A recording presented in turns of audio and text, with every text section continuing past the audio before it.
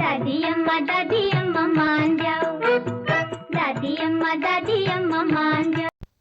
Lalita Pawar Hindi cinema का वह हीरा थी जिसने अपनी चमक से फिल्मी पर्दे के साथ साथ दुनिया में अपने अभिनय से रोशनी फैलाई। हिंदी फिल्मों की सबसे खतरनाक सास के तौर पर मशहूर हुई एक्ट्रेस ललिता पवार ने अपने करियर में कई बेहतरीन फिल्में की। फिल्मी पर्दे पर इनको क्रूर सास का टैग मिला है।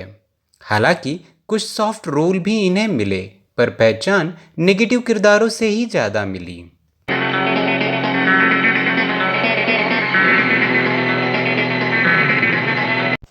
नमस्कार दोस्तों, मेरा नाम कबीर कुमार। आज हम बात करेंगे महान अभिनेत्री ललिता पवार के उस दुखद दुर्घटना के बारे में जिसके कारण उन्हें आजीवन कैरेक्टर रोल करने पड़े। बाकी इनके जीवन से जुड़े कुछ अहम किस्सों को विस्तार से मैं इनकी जीवनी के रूप में अलग वीडियो बनाऊंगा। आगे बढ़ने से पहले अगर आप मेरे चैनल पर नए हैं तो मेरे चैनल को लाइक, सब्सक्राइब और शेयर करना ना भूलिए। साथ ही बेल आइकन को भी दबाइए ताकि मेरे द्वारा आने वाले सारे वीडियो का नोटिफिकेशन आपको मिलते रहें।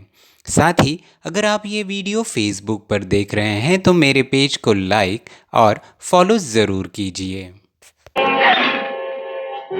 छिपकली छिपकली नहीं अब कहाँ है छिपकली?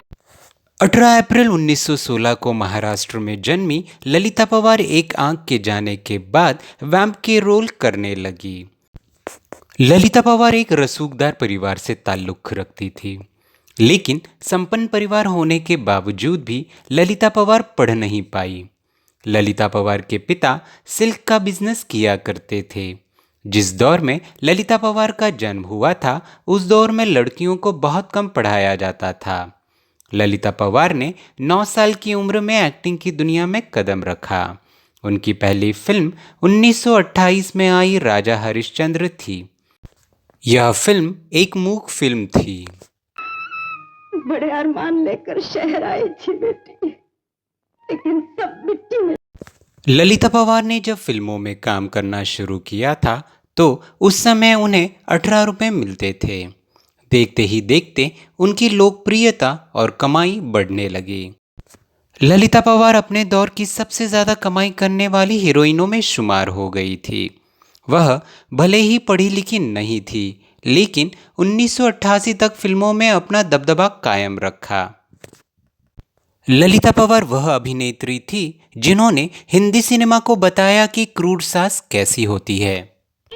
अरे बेटा, तुम्हारे बाप ने इस उम्र में दूसरी शादी की है ना, वो तुम्हारी ललिता पवार फिल्मों में आने के बाद सफलता की सीढ़ियां चढ़ी रही थी, लेकिन एक फिल्म के सेट पर हुए हादसे ने उनकी जिंदगी को तहस नहस कर दिया। शायद भगवान ने ललिता पवार के लिए कुछ और ही प्लान किया था। दरअसल हुआ कुछ यूं, 1942 में ललिता पवार एक्टर भगवान दादा के साथ फिल्म जंगे आज़ादी के लिए शूट कर रही थी। एक सीन के शूट के दौरान भगवान दादा को ललिता पवार को थप्पड़ मारना था, लेकिन गलती से ललिता पवार को थप्पड़ कान पर लग गया। इस कारण उनकी आंख की पास की नस फट गई। इसके तुरंत बाद ही उन्हें हॉस्पिटल ले जाया गया, लेकिन वहां मिले गलत ट्रीटमेंट के कारण स्थिति और बिगड़ गई। उनके शरीर के एक हिस्से में लकवा मार गया। कई सालों तक ललिता पवार का इलाज चलता रहा।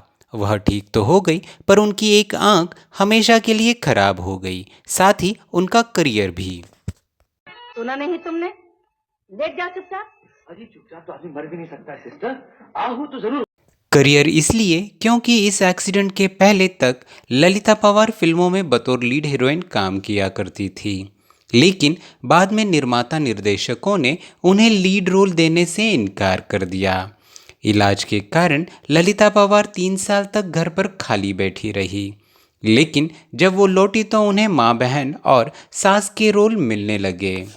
कीचड़ में पत्थर फेंकने से छींट अपने आप पर ही आती है। मैं तुम्हारे मुंह नहीं लगना चाहती। इस तरह ललिता पवार सिर्फ कैरेक्टर रोल्स तक ही सिमट कर रह गई। पर इन कैरेक्टर रोल्स में भी ललिता पवार ने ऐसी जान फूंकी कि वो हमेशा के लिए अमर हो गए। रामानंद सागर की रामायण में इन्होंने मंत्रा का किरदार ऐसे निभाया जैसे इन्होंने मंत्रा को अपने अभिनय से पुनः जीवंत कर दिया। रजनी, अभी ये हमारा सब कुछ राजकुमार का बन जाएगा। ललिता पवार एकमात्र दुनिया की ऐसी कलाकार हैं जिन्होंने 700 से भी अधिक फिल्मों में काम किया। उन्होंने 70 साल के लंबे करियर में कई किरदार निभाए। इतने लंबे करियर के कारण ललिता पवार का नाम गिनीज वर्ल्ड रिकॉर्ड में भी दर्ज है। ललिता पवार को सन 1961 में भारत सरकार द्वारा भारतीय सिनेमा की पहली महिला के रूप में सम्मानित किया गया था। तो यह था वह दुखद किस्सा जिसके कारण इस महान अभिनेत्री ललिता पवार जी को कैरेक्टर रोल करने पड़े थे। अगर आपको ये जानकारी अच्छी लगी हो तो मुझे नीचे कमेंट करके ज़रूर बताएं। साथ ही लाइक का बटन दबाकर आपकी उपस्थिति दर्ज कीजिए। अब मुझे दीजिए इजाज़त। आपसे मिलता हूँ अगले वीडियो में किसी और फिल्मी सितारे के साथ। तब तक के लिए बाय बाय।